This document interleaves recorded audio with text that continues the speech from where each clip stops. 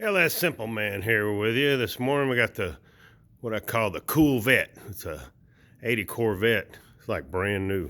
This car's clean as a cum. Leather interior and all that good stuff. Got the Lssimple small metal pulley kit on there.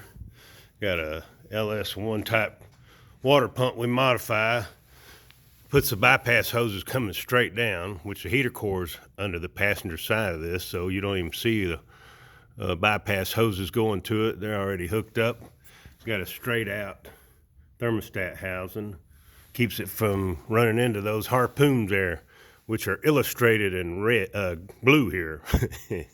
Yeah, those bolts come out and run right into the bypass hoses, so that modification makes that happen. They run straight down like two udders.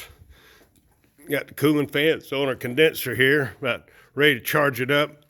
Got a 82 Camaro evaporator we put in there with a swivel top dryer, and then made their hoses, adapted this down to do the aftermarket hoses on our V5 compressor, and it's got the line adapter kit on there where we can use the screw-on 8 and 10s.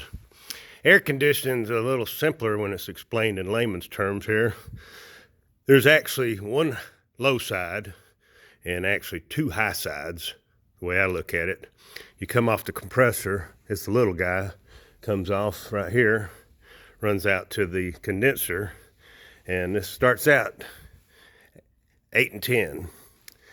Comes out 8 for the primary side, what I call it, comes out to the condenser, and it goes in at the bottom as an 8. Comes out the top as a 6. So that's when it even gets higher. Then that comes back to a dryer. We're using factory air, so I'm gonna say 3 cans for this guy. I like to use things that you can buy or get yourself instead of a machine that does it for you. Not everybody has that. I've got one, but we're not gonna use it. Vacuum our system down, and when we put these service ports on here, we got the low side service port, the blue, high side is red, and when you put it on there, you have these screwed out where they clip on real easy, and then you screw them in and then vacuum it down with a vacuum pump to negative, usually around 30. And then I always put my cans in a hot tap water here. So what you do is first is you close these guys off right here, and you don't want to charge it while it's running, and you can use it as a liquid when you charge it when it's not running. You never want to charge it with a liquid as it's when it's running. Liquid is when the can is upside down, and this is a gas upside up or right side up. So turn that dude upside down, and the first thing you want to do is purge out the 134 in the line that comes into your gauges. So we'll take that off and then turn this. We'll go ahead and puncture the can and then open it. Try to do this one-handed. I want to do it as a liquid, so we're going to have the can sitting in the warm water now, not scalding hot, just sink water. And what that does, makes it want to get out of them cans and get into there in your system. All right, so now we want to purge it out, the liquid. All right, now we flood it in on high and low side while it's not running. There's no activity here, and then just blast it in there. So now you're putting in 134, and it'll float this can pretty quick. The first can. Second can will be a little bit slower, and always purge them out before you put them in. Yeah, through where it comes into your gauges, purge it out right here. You don't want to put air into your system. You want to put 134 in there. I like using the synthetic stuff. It does a good job.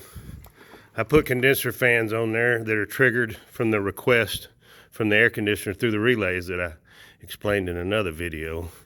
Just makes it easier. And this dude's about out now. And first can's gonna go in quick. Close the gauges off. Put the next can on, purge it out. Blow it in there, high and low side. Just shoot it in there. And you can see activity on the sight glass as it's going in. And then you can see it on the pressure gauge, it's going up. It was at negative 30, now it's gone up. And then the first can will get in there. And then see, it's already wanting to float in the water. See how the can's kind of floating there? That means it's about empty.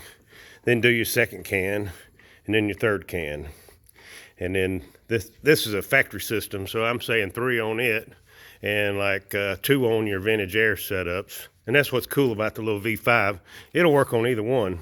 It's got GM line sets on it.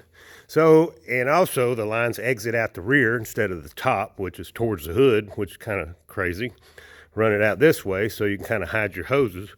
And even in a cramped space like on this Vette, it fits in there nice. 82 to 92 Camaro evaporator core in there. Swivel top dryer. And I use a metal cycling switch. And then just screw in a service port there. And then this has an aftermarket condenser on it. And when you do an aftermarket condenser, get the biggest one you can get. And that little bitty thing about this big, shoot, get that one this big, fills your whole area up. And then on a aftermarket, you'd put your dryer right here in line. This one's factory, so it's back there. Not everybody does it like this, and I'm not saying it's the only way to do it. All these disclaimers for the haters out there. www.lssimple.net, because com was taken.